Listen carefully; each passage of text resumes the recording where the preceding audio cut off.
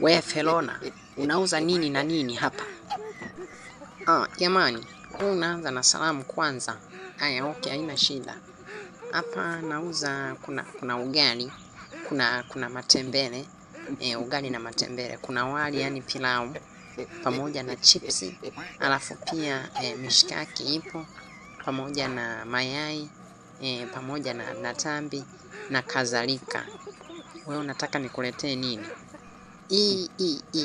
Toka nizaliwe sijawahi kusikia chakula kinaitwa na kadhalika. Hebu nifanyie mchakato wa na kadhalika, niletee na kadhalika ya 2000. Pima ya kushiba. Acha ushamba na wewe. Roha la mbena bwana. Acha ushamba. Na kadhalika sio aina ya chakula. Yaani na kadhalika yani na vyakula vingine. We vipi bwana? Hebu niambie nikuletee nini na nini? Ushamba tu umekujia. Muone kule. Unatuletea mambo ya ubena hapa. Hapo ngoja nicheke. Nani mshamba? Veve usemilo veve waiva ulishamba hata waigenda maveda.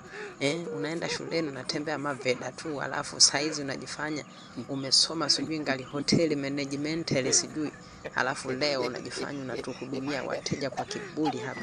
Muone kule shenzi kabisa.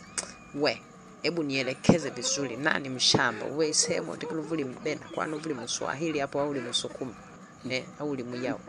Hebu niambie we ni mbena au nini? Hebu leta chakula huko muone kule.